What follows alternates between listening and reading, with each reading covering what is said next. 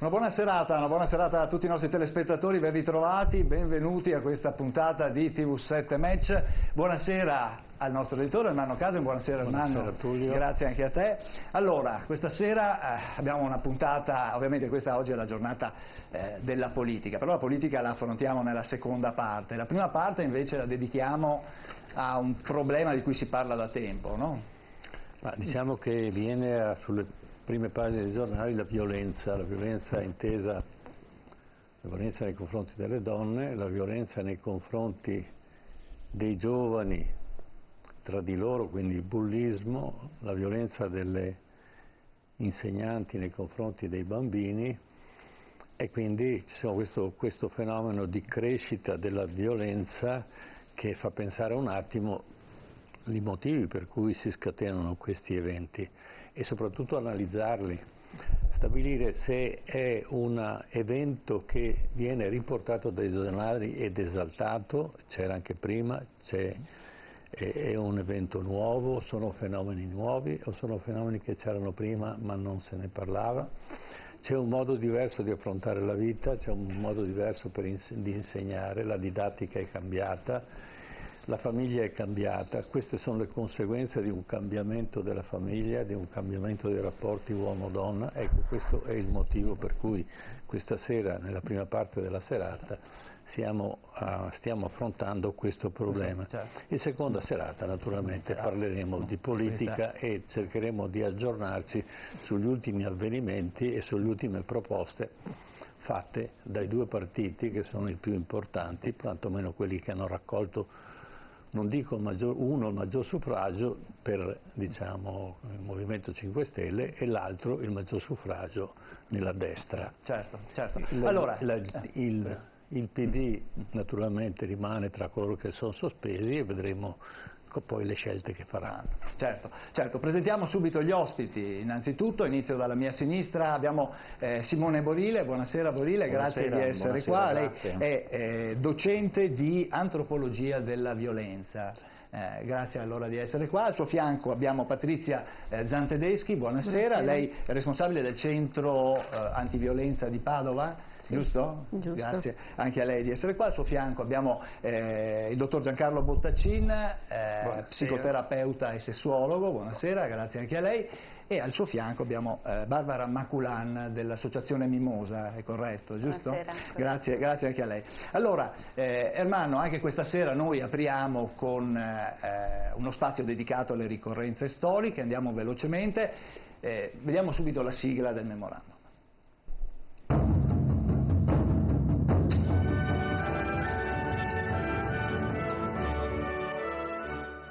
Memorandum. Storia e memoria. 20 marzo 1979. Viene ucciso a Roma il giornalista Mino Pecorelli. Dalle pagine del suo giornale Osservatore Politico aveva denunciato verità scottanti. Ecco, questa è la ricorrenza che affrontiamo questa sera. Allora, prima di passarti la parola, Ermanno, io proporrei ai telespettatori questo breve filmato per vedere un po' chi era Mino Pecorelli. Mino Pecorelli era un giornalista bravo, scaltro, competente, che aveva una serie fittissima di rapporti col mondo dei servizi e del potere, che secondo me è stato ucciso appunto per la vicenda Moro. Nel numero del 6 febbraio 1979 OP comincia una campagna contro il presidente del Consiglio Giulio Andreotti. Pecorelli, se da un lato riprende alcune delle accuse che lo stesso Moro ha indirizzato dalla cosiddetta prigione del popolo al compagno di partito, dall'altra ne lancia di nuove. Andreotti viene definito quasi un capo assoluto a cui tutto, per la ragion di Stato, è concesso. Il 6 marzo sull'agenda di Pecorelli compare il nome di Antonio Varisco, un colonnello dei carabinieri impegnato a fianco di Dalla Chiesa nella lotta al terrorismo. L'appuntamento è nello studio dell'ufficiale in Piazza delle Cinque Lune. In quei giorni il direttore di OP incontra anche l'avvocato Giorgio Ambrosoli, commissario liquidatore della banca privata di Sindona. Roma, 20 marzo 1979. Mino Pecorelli viene assassinato in auto mentre lascia la redazione del giornale. Il 12 luglio a Milano a venire ucciso è Giorgio Ambrosoli, freddato mentre rientra a casa. Il giorno dopo anche il colonnello Varisco resta vittima di un agguato, stavolta delle Brigate Rosse. Ecco, sono 3 omicidi, nessuna indagine, nessuna inchiesta ha stabilito una correlazione tra quanto è avvenuto, però effettivamente insomma, i sospetti ci sono e sono forse anche qualcosa più di un semplice sospetto. Ermanno, allora, Mino Pecorelli, un personaggio, un giornalista scomodo. Allora bisogna vedere il contesto storico di quel momento. C'è tutta una serie di omicidi che avvengono e non sono omicidi, ognuno ha una sua vicenda, ma sono omicidi correlati. E partiamo dall'assassinio di Moro e da qui partono tutta una serie di vicende che andranno avanti fino a Falcone e Borsellino. Sembrano fatti separati, in realtà c'è un filone sotto che li collega tutti. È un filone molto difficile da spiegare e da collegare, perché siamo in un momento in cui la Repubblica sta tirando gli ultimi respiri. Nascerà la Seconda Repubblica a distanza di 12 anni, ma la Seconda Repubblica non è altro che il proseguo della prima, non c'è soluzione di continuità.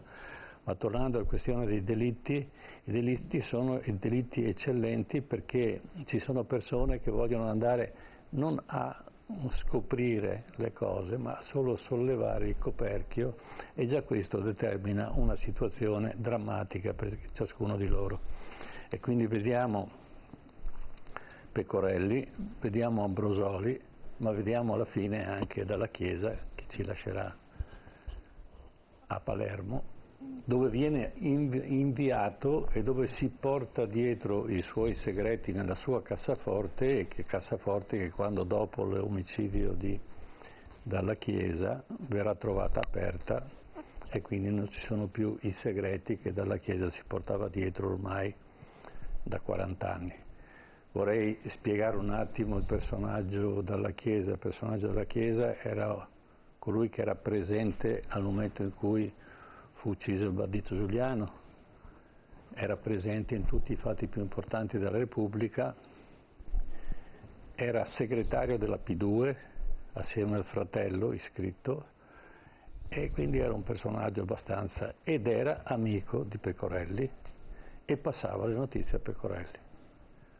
Ed erano notizie che andavano a nuocere al presidente e ministro Andreotti, e quindi la cosa, diciamo che a quell'epoca dare delle notizie, come oggi invece succede abbastanza tranquillamente, era una cosa disdicevole, al punto tale che qualcuno ci lasciava la pelle. Ecco, questo è il contesto. Adesso poi nel merito lascio la parola ai nostri ospiti. Ecco, non so, Simone Borile vuole aggiungere qualcosa sulla figura di Pecorelli, quelli che erano quei tempi? Beh, stiamo parlando di un personaggio che, se non sbaglio, aveva fondato, quantomeno era un attivo anche e fervente scrittore all'interno di questa testata giornalistica che, se da un punto di vista non aveva ottenuto una certa risonanza a livello nazionale, sicuramente i temi che trattavano erano scomodi, soprattutto a quelle gerarchie di potere che in quegli anni anche erano sicuramente temute. Era un clima sicuramente incandescente, direi un clima esplosivo.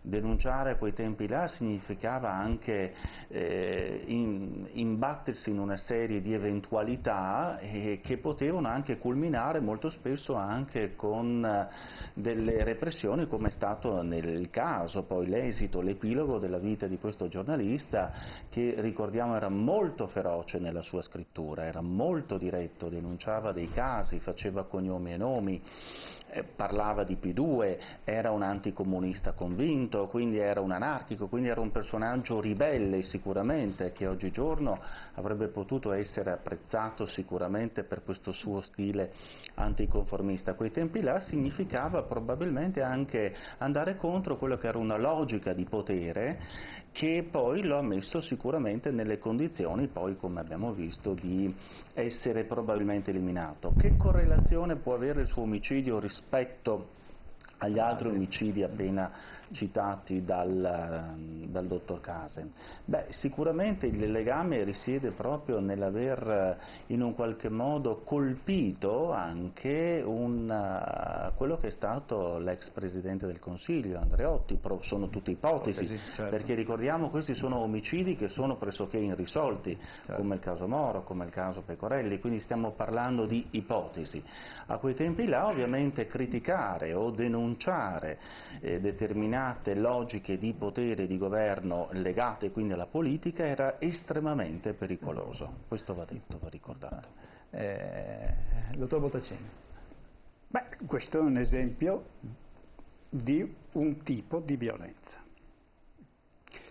È la violenza dei servizi che non operano in funzione della ragion di Stato, ma della ragion che resta ancora oggi tutta da ipotizzare, intuire con scarsissimi risultati. Questo perché... perché il nostro docente di antropologia della violenza, in questo caso sarei io interessato a sentire il suo punto di vista sulla violenza di questo tipo. Magari posso? Sì, una battuta veloce. Allora, le forme di violenza sono anche violenze istituzionali. Quando noi parliamo e decliniamo il concetto di violenza, non dobbiamo pensare semplicemente a una violenza che può essere solo fisica, sessuale. Esiste anche la violenza istituzionale, la violenza economica, e comunque ogni forma di violenza è sempre psicologica, qualsiasi essa sia.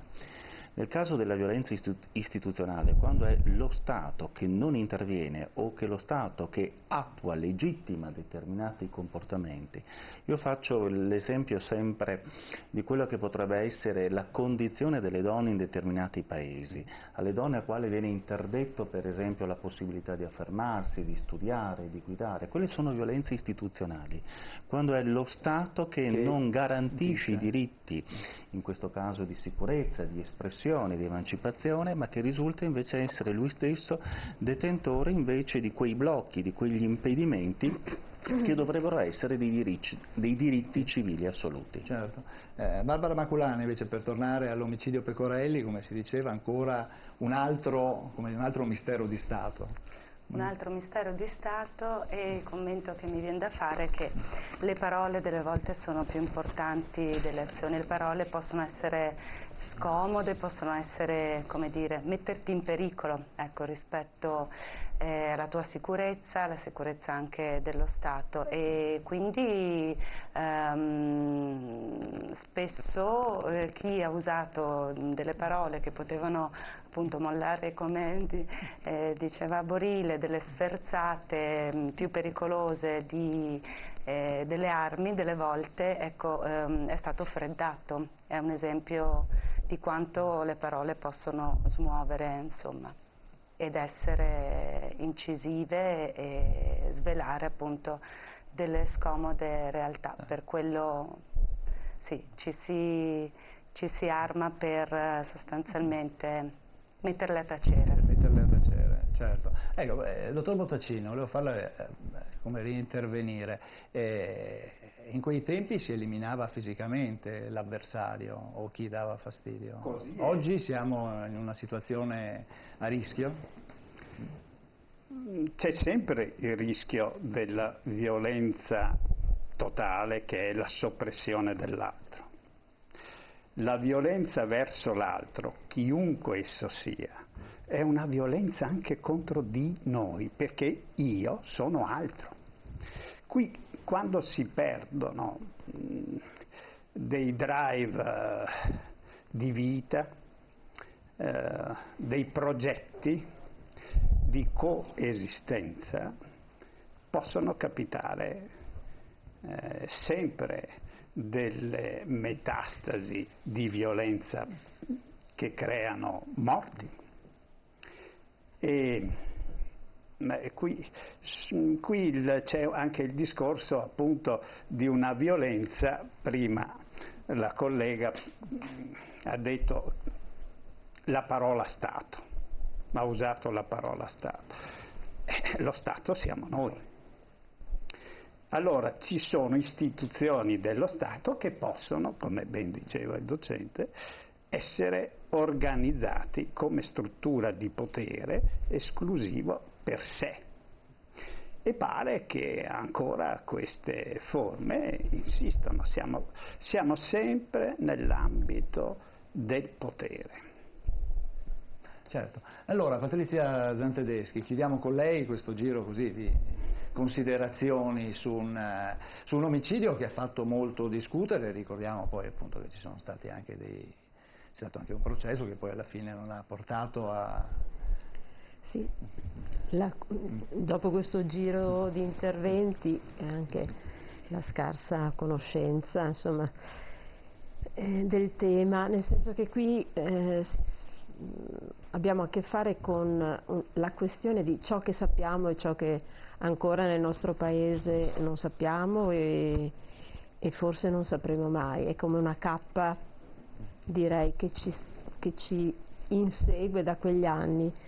E proprio in questo periodo affrontiamo il tema di quante cose, di quanta realtà, di quanta verità riusciamo a trasmettere, riusciamo a conoscere anche attraverso, adesso abbiamo la rete, ai tempi negli anni 70 avevamo solo i giornali e c'era, ricordo in quegli anni leggevamo questi giornali che parlavano di politica e avevamo un quadro veramente confuso. E oggi il tema è quello di quanto la rete, di quanto la velocità che abbiamo nell'arrivare alle notizie, nell'accedere all'informazione. Ecco, mi pare che siamo più o meno allo stesso punto. Prima avevamo poca informazione, adesso ne abbiamo troppa e il tema è sempre quello di che cosa sta sopra di noi e quanto riusciamo a capire. Ermanno. Ma il problema dell'informazione è che non basta la rete. Poi è chiaro che molte delle immagini che noi abbiamo per esempio dalla Siria sono riprese da un telefonino e quindi abbiamo contezza immediata di quello che sta succedendo in tempi abbastanza reali.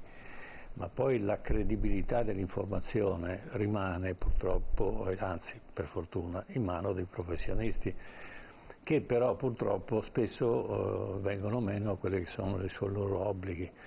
Ma quelli che invece ci riescono fanno la fine che abbiamo visto della giornalista a Malta, del giornalista in Slovacchia, dei giornalisti a Mosca, e quindi diciamo che il mondo non sta cambiando. Il mondo rimane sempre quello, basta che non vai a toccare determinati interessi di persone che hanno il potere anche di poter commettere degli atti e restare impuniti. Questo è il problema fondamentale. Allora la democrazia si fa con il cambiamento. Se il potere rimane in mano a chiunque sia anche la persona più nobile di questo mondo, alla fine finisce con l'esagerare. E l'abbiamo visto perché si chiama dittatura, ma l'abbiamo visto anche in un momento in cui gli italiani hanno scoperto finalmente la democrazia dopo il secondo conflitto mondiale e ce le sono venuti a raccontare, a spiegare, a insegnare gli americani, che evidentemente erano molto più avanti di noi, ma sostanzialmente ci hanno spiegato una cosa fondamentale: la democrazia porta economia, la non democrazia porta danni. E di conseguenza noi ci siamo improvvisamente svegliati e senza bisogno delle colonie ci siamo accorti che eravamo autosufficienti e potevamo essere produttivi e competitivi nel mondo quando prima non lo eravamo. Però naturalmente è nata la guerra fredda e con la guerra fredda è nata la possibilità da parte di un solo partito di poter gestire il potere per 40 anni.